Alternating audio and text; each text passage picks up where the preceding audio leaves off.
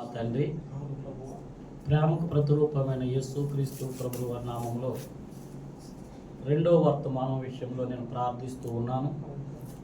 నిలబడినటువంటి నేను మీ పిల్లలకు కనిపించవచ్చేమో కానీ నేను మాట్లాడితే ప్రభువా వారు బలహీనులుగా ఉంటారు, కానీ మీరే నా ద్వారా మాట్లాడి మీ పిల్లలైన మా అందరకు సహాయం దయచేయమని, రెండో వర్తమానం ద్వారా మీరేం మాట్లాడబోతున్నారో ఆ మాటలు వినుటకు గాను మీ పిల్లలు వివేకము కలిగి వినుటకు సహాయం దయచేయమని. బలహీనుడినయ్యా, ఒప్పుకుంటున్నాను. నా బలం ఎంత మాత్రము సరిపోదు. మీ బలము చేతను, మీ శక్తి చేతను, మీ ఆత్మ జ్ఞానము చేతను, మీ పరిశుద్ధాత్మ చేతను నన్ను వాడుకొని కావలసిన మీ మాటలను వినిపించమని యేసు నామములో ప్రార్థనకు వేడుకుంటున్నాం తండ్రి. ఆమేన్. ఆమేన్. మంచిదండి. నేను తండ్రి అయిన దేవుడిని స్తుతిస్తూ ఉన్నాను. తన అద్వైత కుమారుడు మన ప్రభువు మన రక్షకుడైన యేసుక్రీస్తు ప్రభువు వారి నామంలో దేవుని పిల్లలైన మీ అందరికీ, అలాగే మొదటి వర్తమానం ఇచ్చిన జార్జి బ్రదర్ గారు కూడా క్రీస్తు సంఘము తరపున, నా కుటుంబము తరపున కూడా హృదయపూర్వక వందనాలు, శుభాలు తెలియపరుస్తూ ఉన్నాను. మంచిది. అంత్య దినాలలో ఉన్నాం, అపాయకరమైనటువంటి దినాల్లో ఉన్నాం. ఏమండి, ఎక్కడ చూసినా పరిస్థితులు ఏమీ బాగోలేదు. ఏమండి, ఒక రాజ్యం మీద ఒక రాజ్యం, ఏమండి ఒక దేశం మీద ఒక దేశం, ప్రేమలు చల్లారిపోతున్నాయి. ఒకరి పట్ల ఒకరి ప్రేమ లేదు. ఇవన్నీ కూడా దేనికి చూసినా కూడా ప్రభు ముందుగానే మనకు సెలవిచ్చాడు. ఇవన్నీ కూడా ప్రభు యొక్క రాకడకి సూచనలు.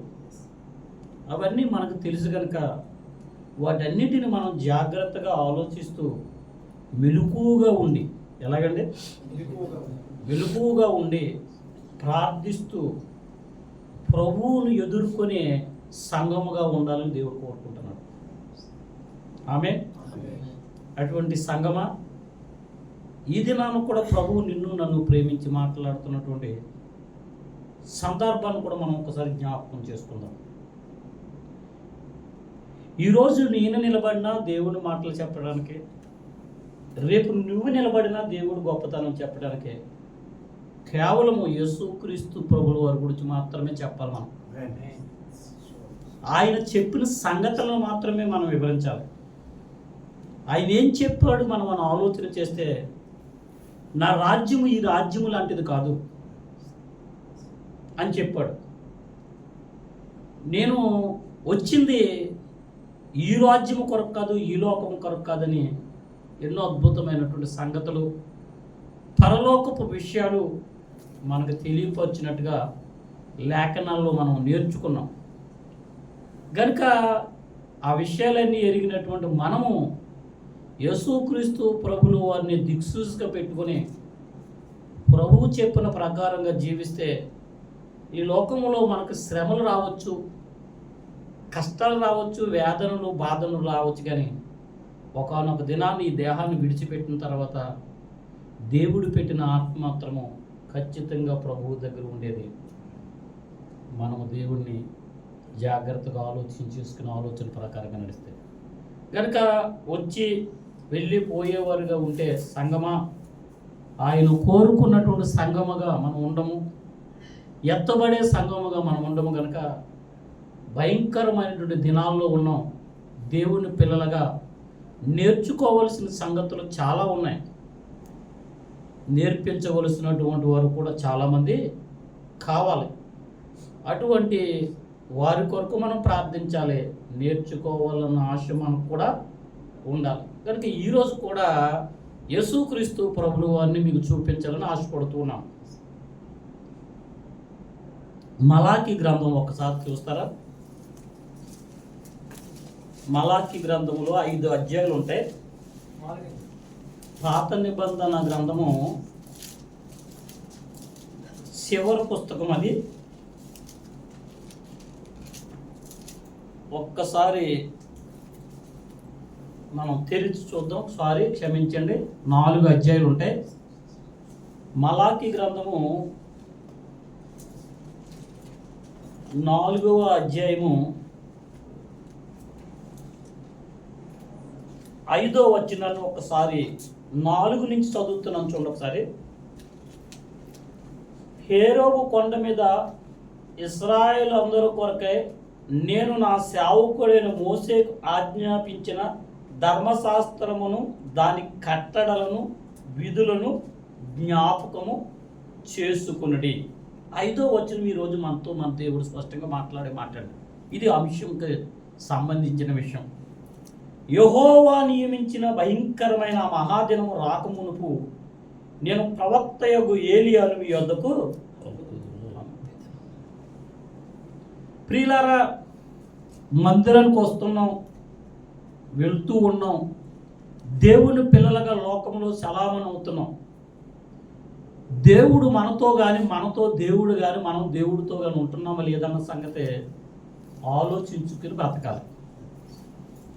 పరిశుద్ధమైనటువంటి గ్రంథాన్ని దేవుడు మనకి ఎందుకు ఇచ్చాడంటే, నా పిల్లలు నా గురించి బాగా అవగాహన చేసుకోవాలి, నా మనసును బాగా గుర్తించాలి, అసలు నేనేంటి అన్నది నా పిల్లలకి అర్థం కావాలి. అప్పుడే నా పిల్లలు నాతో ఒకానొక దినాన్ని ఉండగలుగుతారు అన్న ఉద్దేశంతో 40 మంది వ్యక్తుల ద్వారా ఆయా ప్రాంతములలో పరిశుద్ధాత్మ ప్రేరేపణతో రాసినటువంటి మహా గ్రంథమే పరిశుద్ధమైనటువంటి గ్రంథం.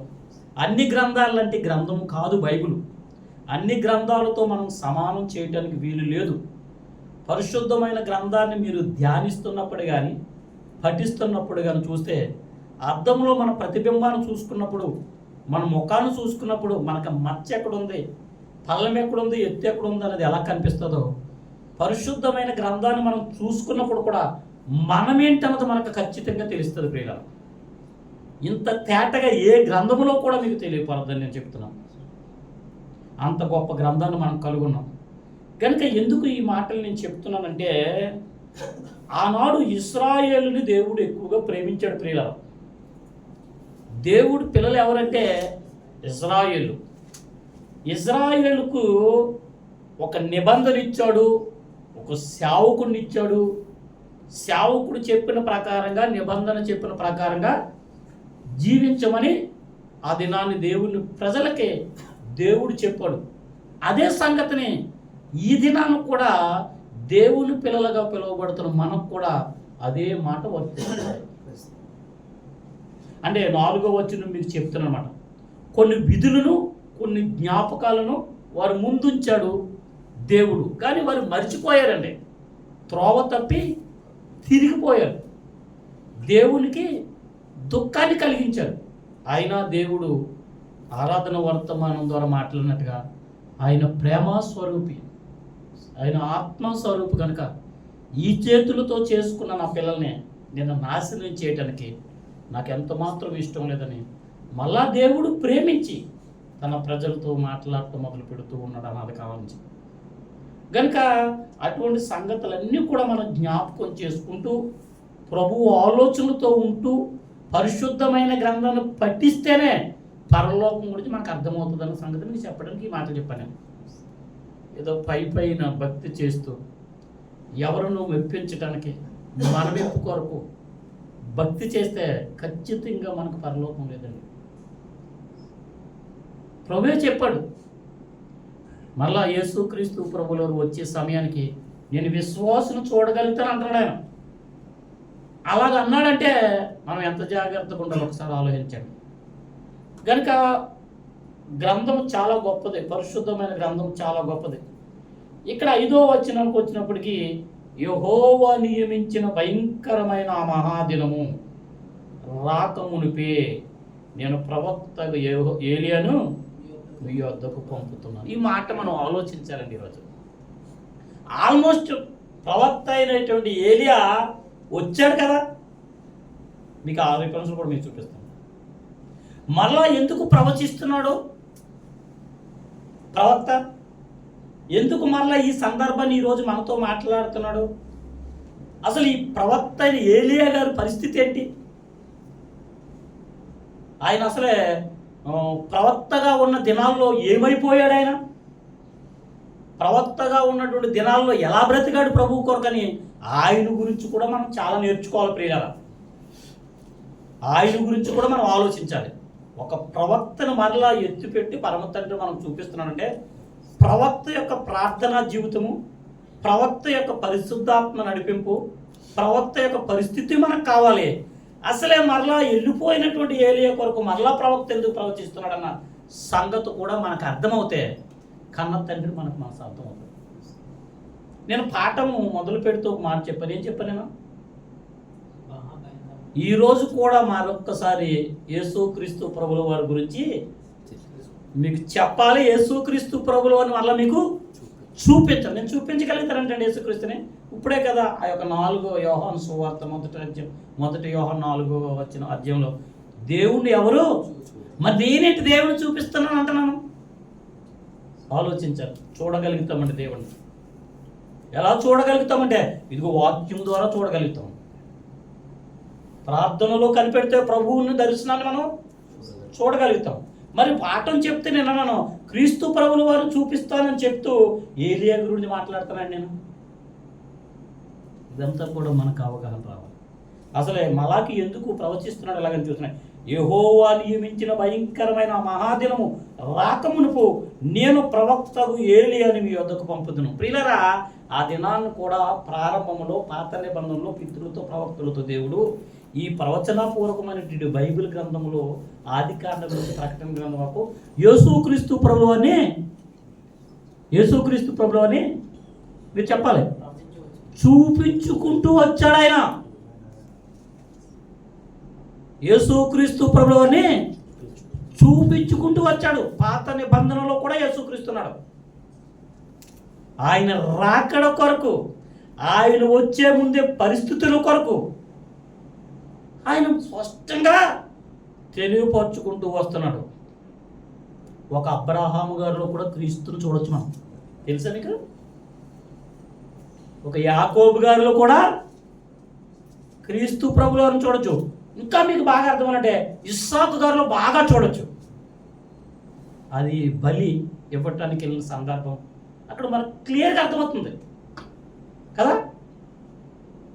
బలి ఇవ్వటానికి ఇస్సాకు గారిని తీసుకెళ్ళినప్పుడు సందర్భం. ఇలాగా పాత నిబంధన గ్రంథములో కూడా యేసుక్రీస్తు ప్రభువుల వారు కనపడుతూ ఉన్నారు. అసలు మరి ఏలియా ఎవరు? ఈ ఏలియా గురించి మలాకి గ్రంథములు ఎందుకు ప్రవచింపబడ్డది అని మనం ఆలోచన చేసినట్లయితే మనకు తెలియాలి ఈరోజు అసలు ఈ ఏలియా గారు ఎవరు. ఏలియా గారి గురించి ఎంతమందికి తెలుసు? ప్రవక్త అని ఏలియా గురించి చదవండి. రాజుల గ్రంథాల్లోని ఆయన గురించి చాలా బాగుంటుంది. చదివితే మీరు ఆత్మపూర్ణులు కాగలుగుతారు. నేను చదువుతూ ఉన్నాను. ఏలియా గారి గురించి చేస్తున్నప్పుడు ఆయన ఆత్మకు సంబంధించినటువంటి శక్తిని నేను పొందుకోగలుగుతాను. అంత గొప్ప ప్రవక్తలను మనకు దేవుడు ముందుకు ఇచ్చాడండి.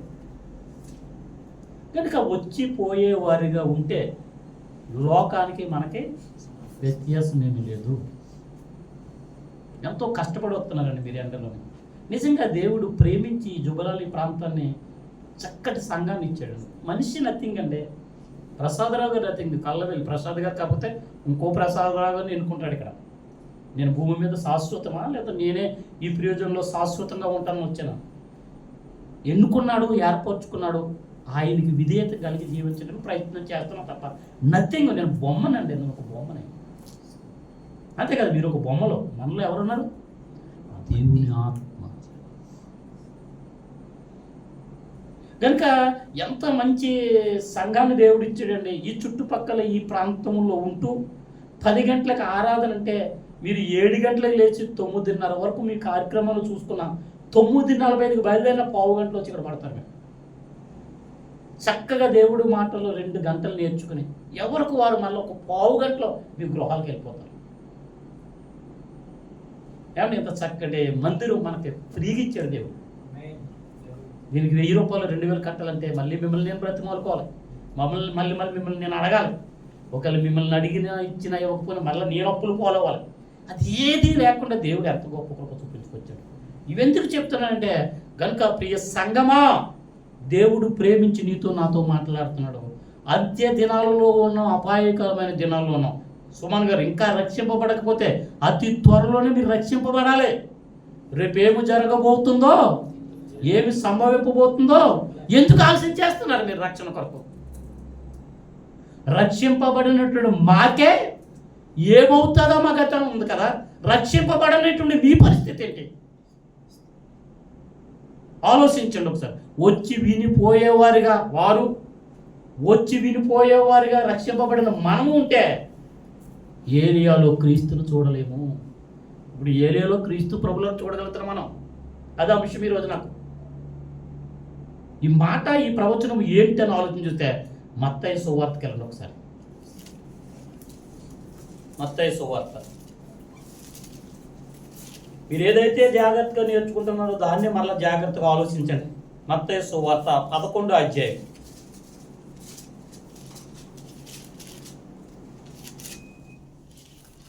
మత్తయి సువార్త 11వ అధ్యాయం.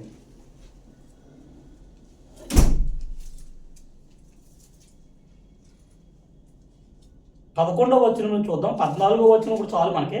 11వ వచనం నుంచి చూద్దాం. చూడండి, స్త్రీ కనిన వారిలో బాప్తిస్మమిచ్చు యోహాను కంటే గొప్పవాడు పుట్టలేదని నిశ్చయముగా మీతో చెప్పుచూ ఉన్నాను. ఆయనను పరలోక రాజ్యములో అల్పుడైన వాడు అతని కంటే గొప్పవాడు.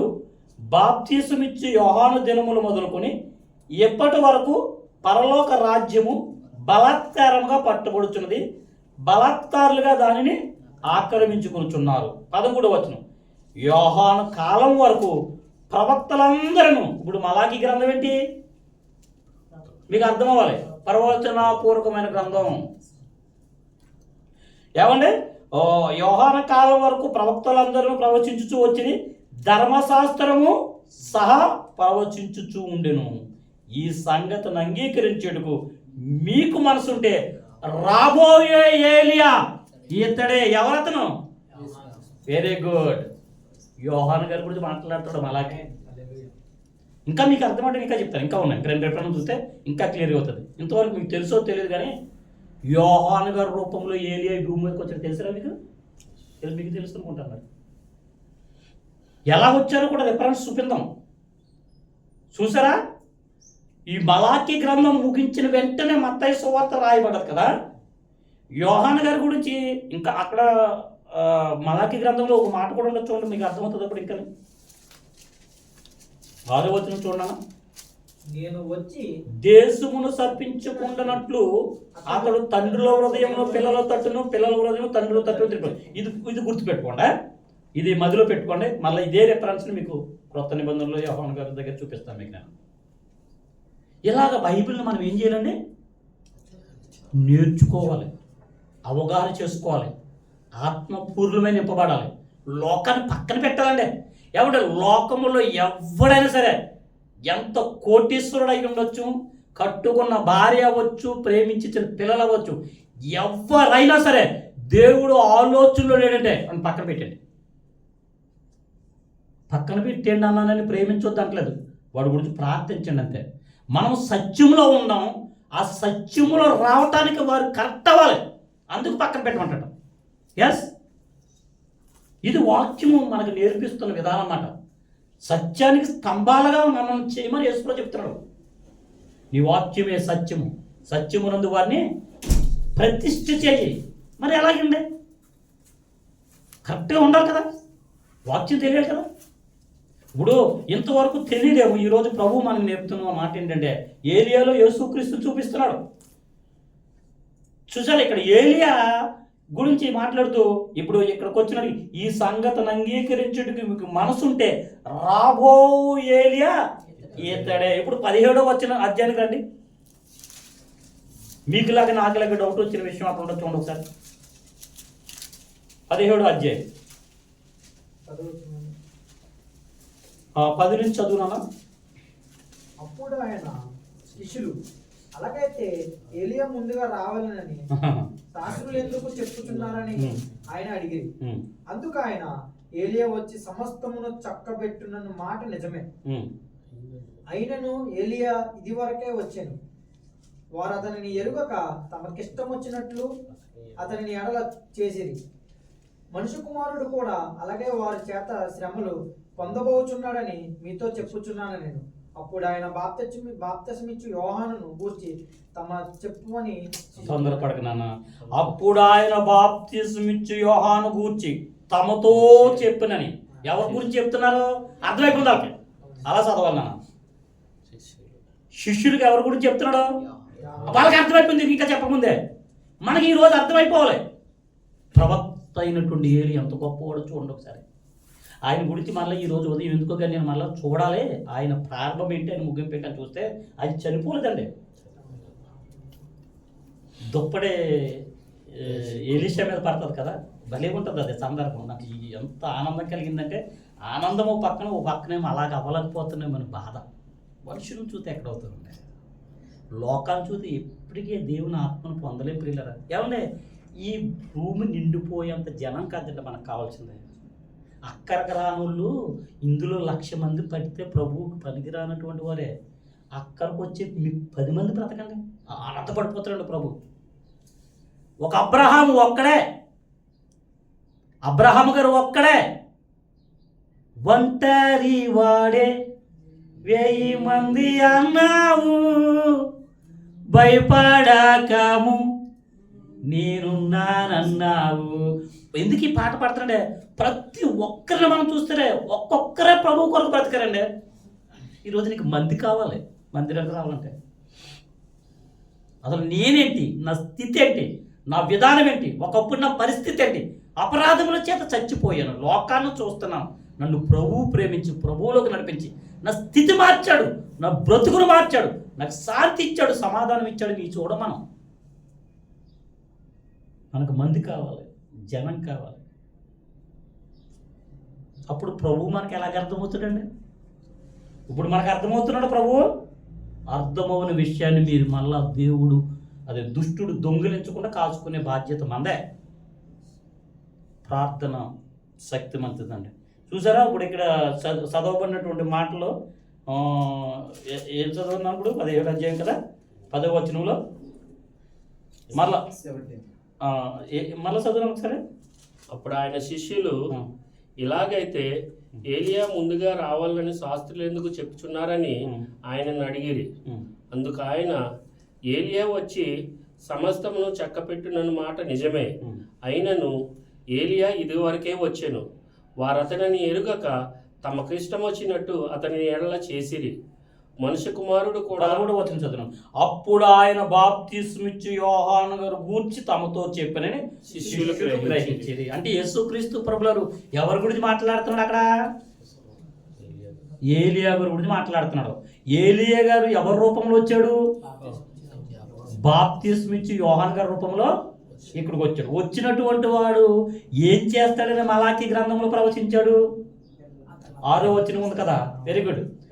తండ్రుల హృదయము పిల్లల తట్టు పిల్లలు. మరి ఈ రోజు పరిస్థితులు ఎలా ఉన్నాయండి? తల్లిదండ్రులే పిల్లల్ని అప్పచెప్తున్నారు.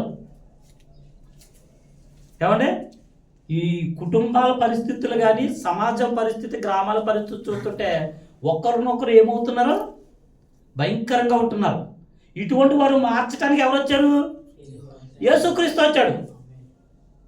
ఆయనకంటే ముందు ఎవరు వచ్చారు?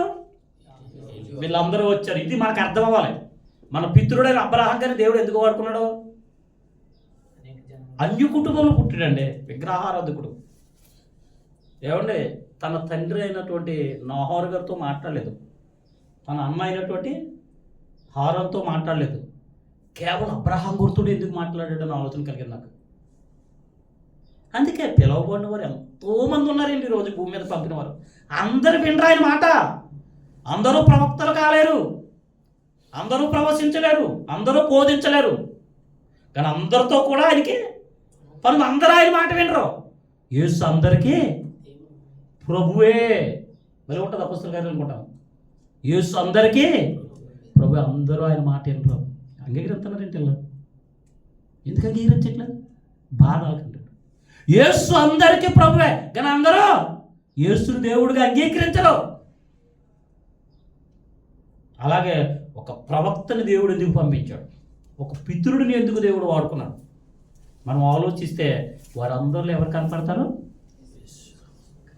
తండ్రి అంత గొప్ప దేవుడు. చూడండి, ఇంకా ఒక్క సందర్భం చూస్తే మీకు ఇంకా క్లియర్గా అర్థమవుతుంది. లోకాసు సువార్త చూడండి ఒకసారి, 1:17. లోకా గారు రాసిన సువార్త 1వ అధ్యాయము 17వ వచనం.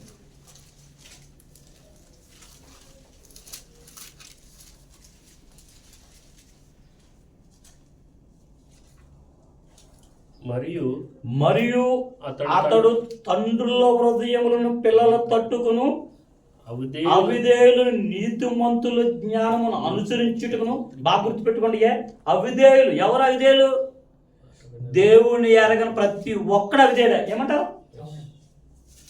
నేను తప్పు చెప్తున్నానా? దేవుడే కాదంటే మనకి జన్మనిస్తా ఒక వ్యక్తిని తయారు చేయగలుగుతాడు ఆయన. ఒక వ్యక్తి ఈ దినాన్ని ఏ వస్తువునైనా తయారు చేయగలుగుతాడండి తెలివితేటలు. ఆ తెలివితేటలు ఎక్కడి వల్లనే? దేవుడిచ్చినయా. ఎంత మనిషి మేధస్సును చూడండి ఒకసారి అడిగా. అది అతి తెలివితేటలు చూడండి. ఆ మనిషికి జన్మనిచ్చింది దేవుడు, ఆ మనిషికి జ్ఞానం ఇచ్చింది దేవుడు. జన్మనిచ్చిన దేవుడిని, జ్ఞానం ఇచ్చిన దేవుడు పక్కన పెట్టి నేనే అంటున్నాడు ఈ శాస్త్రి. ఆ శాస్త్రులను కూడా యేసు ప్రభువులు వారు ఎలా తిట్టాడు?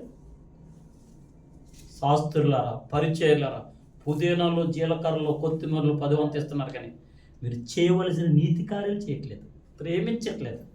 తిట్టడమా కొట్టమని. ఈరోజు సైంటిస్టులు కూడా జ్ఞానం అంటే మంచిదే, దేవుడిచ్చిన జ్ఞానాన్ని బట్టి ప్రయోగాలు చేస్తున్నారు. ఏమంటే కోట్లు ఖర్చు పెడుతున్నారు తెలుసా? యుద్ధం అని చెప్పుకుంటున్నాం కానండి. ఒకటి అది దాన్ని ఏమంటారు?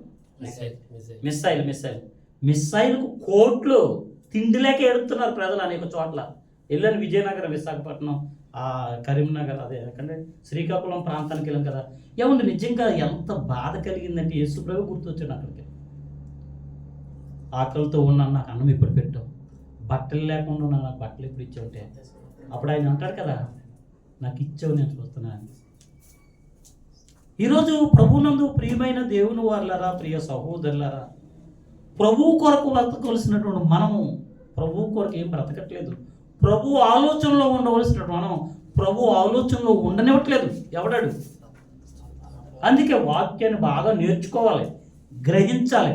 వాక్యానుసారమైన జీవితాలు మనలో ఉంటేనే ఈ భయంకరమైన దినాల నుండి, విపత్తు నుండి తప్పింపబడి పరలోకాన్ని మనం పొందుకోగలుగుతాం. అందుకే నేను చెప్పాను, నిలబడితే యేసుక్రీస్తు గురించి చెప్పాలి, పరలోక రాజ్యం గురించి చెప్పాలి.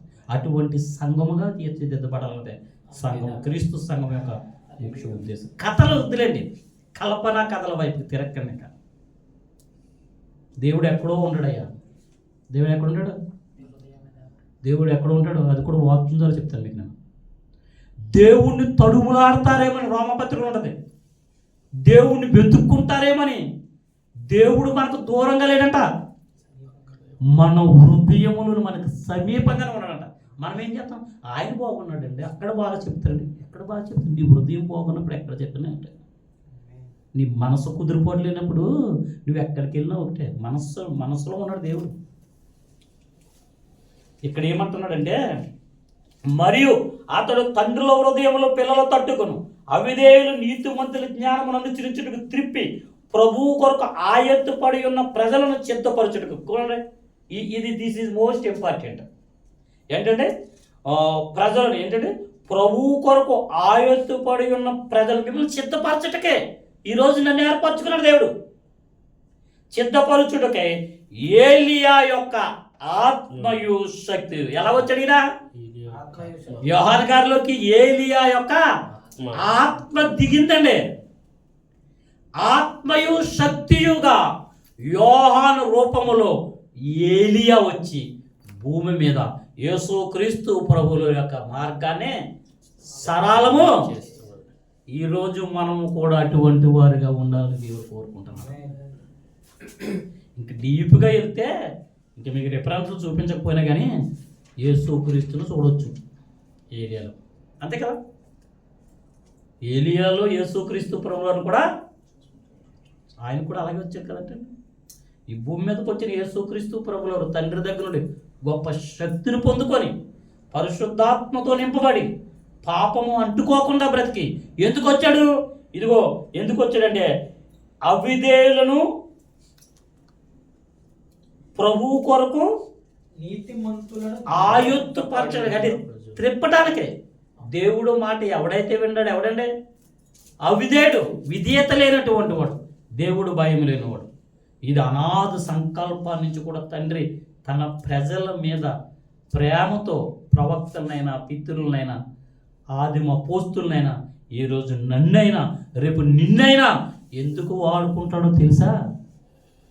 దేవుడికి వ్యతిరేకంగా ఉన్న ప్రతి ఒక్కరూ మారాలి. ఇప్పుడు అర్థమవుందా? మలాకి గ్రంథం తీస్తారు మళ్ళీ పక్కనే కదా, మా అత్తయ్య పక్కన తిప్పుతూ వస్తుంది కదా.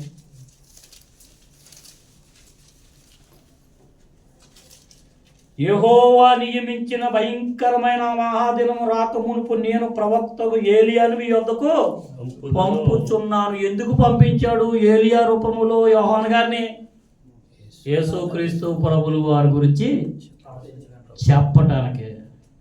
ఆయన అరణ్యము నుండి కేకలు వేశాడు, యేసుక్రీస్తు ప్రభువుల వారి గురించి చెప్తున్నాడు. చివరికి యేసుక్రీస్తు ప్రభువుల వారి గురించి అద్భుతంగా వాడబడ్డాడు. చివరికి ఆయన హతసాక్షి అయిపోయాడు. ఈరోజు ఈ పాఠం ద్వారా మనం నేర్చుకోవాల్సిందంటే, మొట్టమొదటగా ప్రవక్త అయినటువంటి ఏలియా స్వరూపంలోకి మనం వెళ్ళాలి. ఆయన ఎవరు? ప్రార్థనాపరుడు. చూసారు, ఎన్ని సంగతి నేర్చుకుంటున్నాం. ఏలియా గారిని ఈరోజు మనం ముందుకు తీసుకొచ్చి ఏలియా గారి ద్వారా నేర్పించిన పాఠం ద్వారా క్రీస్తును మనకు చూపించి క్రీస్తు కొరకు నీవు కూడా బ్రతకాలని చెప్తున్నాడంటే, మనం మొట్టమొదటిగా నేర్చుకోవాల్సిన విషయం ఏంటంటే, అసలు ఏలియా ఎవరు? ఓ ప్రాంతానికి వెళ్ళారండి మీరు, ఏమంటారు? ఎక్కడి నుంచి వచ్చేవరా, ఏ ఊరినిది, మన ఆరా తీస్తారు.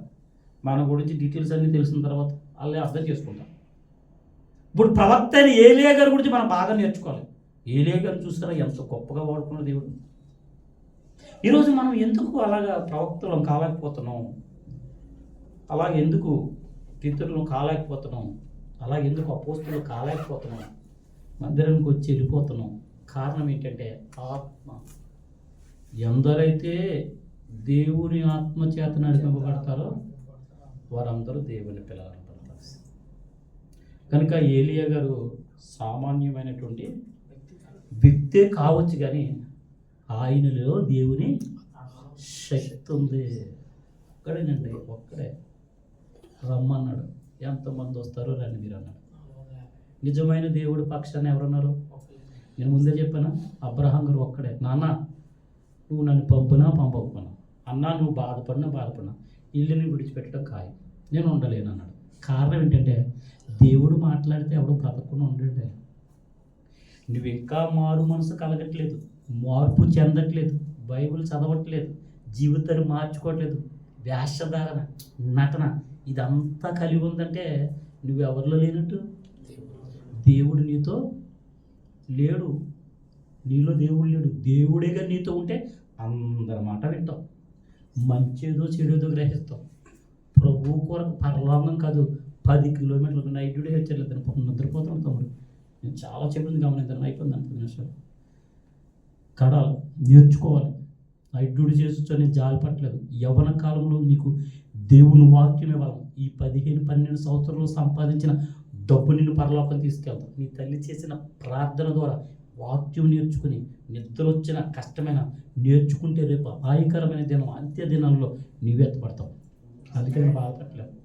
నేర్చుకోవాలి. ఇంతవరకు సమయం వృధా చేసావు. నిన్ను బట్టి జాలి పడకూడదు, నిన్ను బట్టి తోలు తీయాలి. నేను ఇటువంటి బోధలు కావాలండి రోజు. అయ్యో నైట్ మానేస్తాడు, కావాలి, నేర్చుకోవాలి. అపోస్తలుడు పౌలు గారు అంటాడు పత్రికల్లోనే, ఆకలితో ఉన్నానయ్యా. మీకు తెలుసా? ఆకలితో. ధనవంతుడు పౌలు, గొప్పవాడు, ధనం ఉన్నవాడు తెలుసా? యూదా మత ప్రతిష్ఠుడు. అతను ఏం చెప్తే అదే మతంలోని. ఆకలితో ఉన్నాడు యేసుక్రీస్తు గురించి. సల్లో ఉన్నాడు, జైల్లో ఉన్నాడు, ఉపవాసాలతో ఉన్నాడు. అయినా పర్వాలేదు, నా ప్రభు కొరకు నేను చచ్చిపోతానన్నాడు. గ్రహింపు వస్తే ఆకలి దప్పుకులు ఉండవండి ప్రభు విషయంలో. గ్రహింపు రాకపోతే మనం ఫస్ట్ భ్రష్టత్వం. కనుక ప్రియ సంగమా, నేను పాఠాన్ని ముగిస్తూ ఉన్నాను. దేవుడు ఆలోచనలతో మేము నింపి ఉన్నారు, పరిశుద్ధాత్మ దేవుడు నమ్మొచ్చు ఉన్నాము. కనుక ఈ దినాన్ని విన్నటువంటి పాఠము ద్వారా నేర్చుకున్నటువంటి సంగతులను బట్టి అనాది సంకల్పం నుండి దేవుడు తన పిల్లల కొరకు, తన ప్రజల కొరకు ఎంతో ప్రయాసపడుతున్నాడు. స్టిల్ ఈ దినాన్ని కూడా ఇంతమందిగా మనల్ని అందరినీ సమకూర్చి మనం ప్రభు కొరకు బ్రతకాలి. నశించిపోతున్న ఆత్మలు ఎన్నో ఉన్నాయి. వారి కొరకు మనం ఒక ఏలియా గారికి కావాలి, ఒక యోహాను గారికి కావాలి.